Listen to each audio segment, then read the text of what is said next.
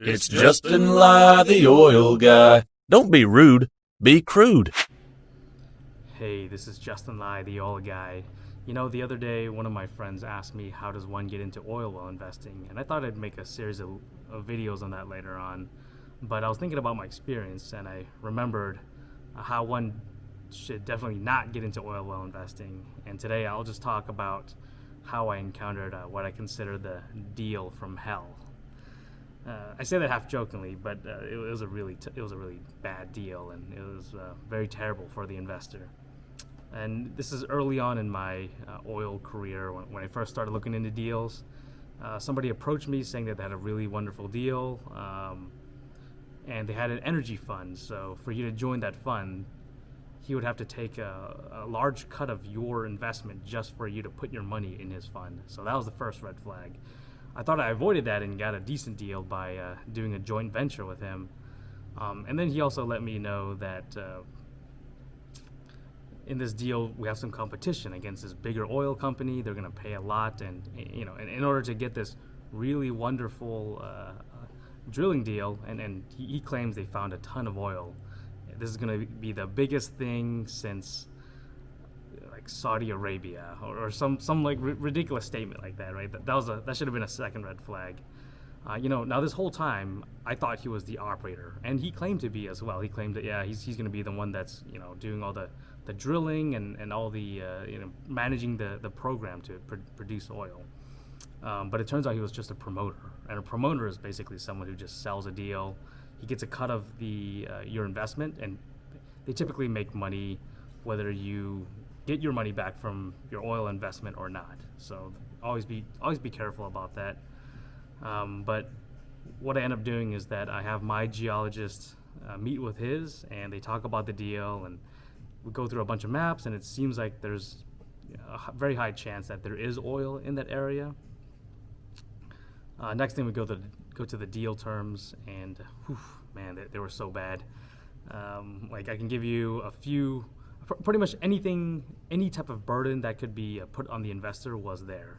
Like for example, the first thing was that there were very high mineral royalties. So this is the cut of the revenue from oil that goes to the landowners. That was very high.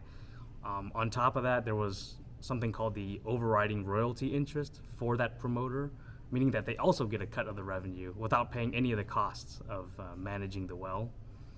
On top of that, there was something called carry to the tanks, meaning that they expected me to essentially pay for the entire well, the drilling and the completion, and a part of that well, a big chunk of that well the ownership of that is gonna essentially be given to him and the landowners that supposedly that's what he mentioned. And on top of that, there's a back end after payout. What that means is that once I get my entire investment back, I have to give up another portion of the well, a further portion of the well, to the promoters or the owners or the landowners. So this is already like the most burdened deal I've ever seen. But on top of that, he also included I'd say a 20% promote on the deal, meaning that like for all the cost of the studies to find the oil and the drilling and the completion, there's a 20% an additional cost on top of that. And I thought I was avoiding that by not investing in the energy fund, but that was there anyway, right? So a few other red flags I saw that was that they wanted me to be the only investor, and I would have to invest in many wells up front rather than just drilling one well to make sure that there was actually oil there. So this is full of red flags. My whole deal evaluation team was telling me to just run far away. But what I decided to do was I decided to meet the actual landowners of the deal. And on that call, I asked, why couldn't we just do one well? And how come they're able to make money when I don't make money, right? And they seemed kind of confused because it seemed like they gave some sort of concession away in order to, before meeting me. And what ended up happening was that we all found out that their promoter was essentially taking a cut of the deal on both sides. They were hiding the deal term. The promoter was hiding the deal terms. that were given to me, he was hiding it from the actual landowners, and they were absolutely furious. So they got rid of him immediately, and now they're going to be transparent to me on what are the actual costs of the deal and what are their expectations. So I look forward to seeing the new deal terms. But I thought I would just share that story to really show how one could be taken advantage of in this industry, and especially if you're new, right? Luckily, I had a team of people that introduced me to other operators that did give me actual good deals, and I was able to discern how bad this one is. Although I sort of knew that even when I first heard about the deal, but I wanted to give it a chance by actually meeting the landowners. So I thought I would share, based on what I learned, a few criteria for reducing the risk in a deal. The first thing is that all the parties involved, whether it's the operator, and sometimes there is a promoter, someone who brings you the deal, or the other investors in the deal. No matter what, I believe that nobody should make.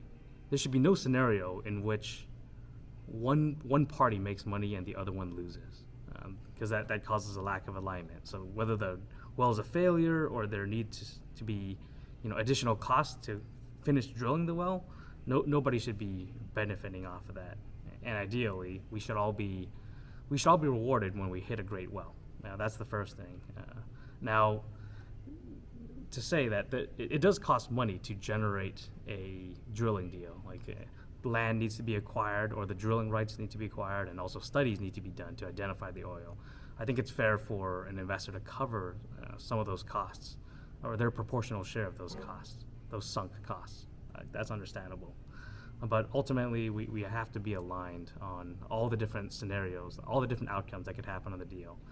And ideally, the operator and the other people involved need to have what I call skin in the game, right? They need to also have their own investment in the deal.